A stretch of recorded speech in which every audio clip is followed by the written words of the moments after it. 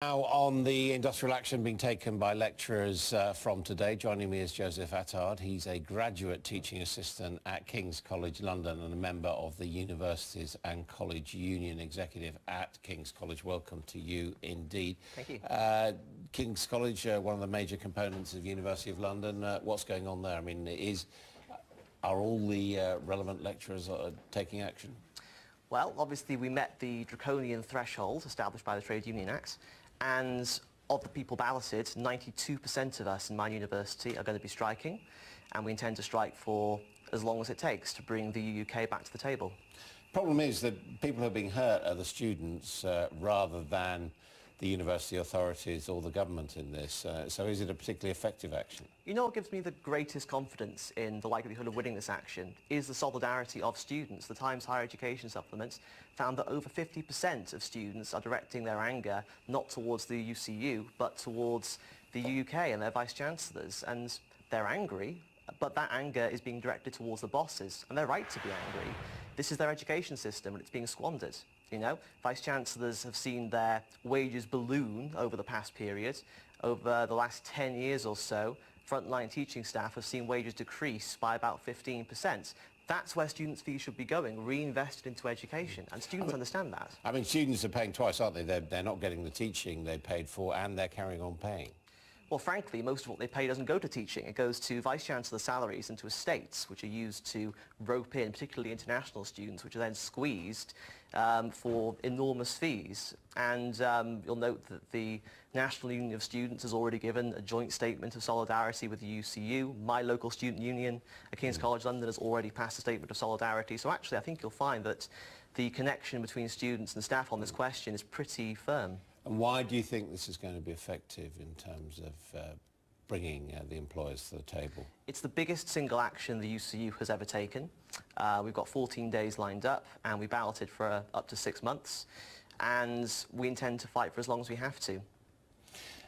Just tell me what the impact of the changes is, you believe, moving from the system of final salary system to a defined benefit system.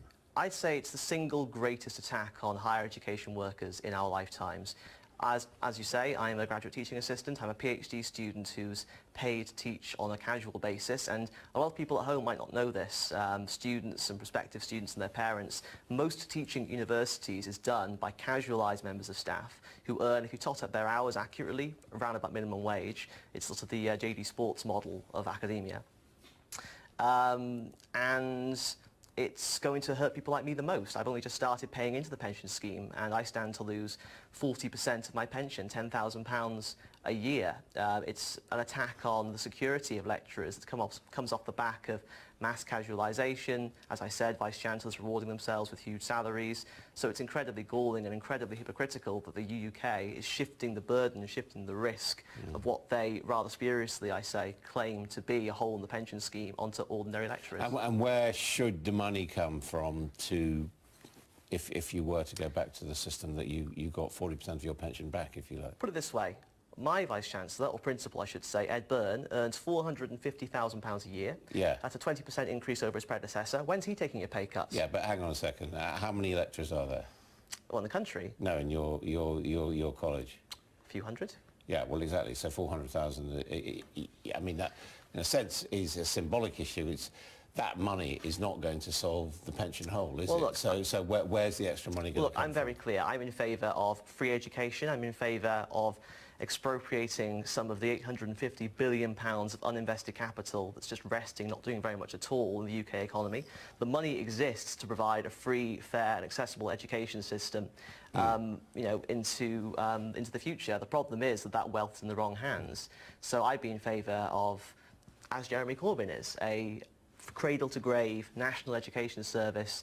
So the money is going to come from dramatic increases in personal taxation, because that's the only source of the government, right? And taxation on business. Well, I don't know. I'd personally go a bit further than that. I think, as I say, there are £850 billion of uninvested capital resting, you know, mostly in big banks and big businesses that I think would be much better used to provide a free education service. Yeah, but my point is, what you're talking about is not a defined strike for a particular issue where there is money that can sort this out. What you're talking about is a major social upheaval in terms of financing public education? Well, look, the hole in the pension scheme that the UK cites is based on a very particular assessment of the current situation, a very particular cross-section of the economy as it stands. It's very unlikely that all universities would go bust, which is basically what's being proposed to make this £8 billion figure work.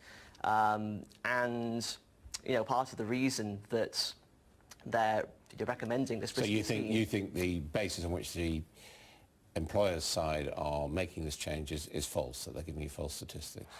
Yeah, I think they're very selective statistics. I think it's very hypocritical. I think it's very galling when they're rewarding themselves with six figures to say that the risk that they identify should be shunted onto ordinary lecturers.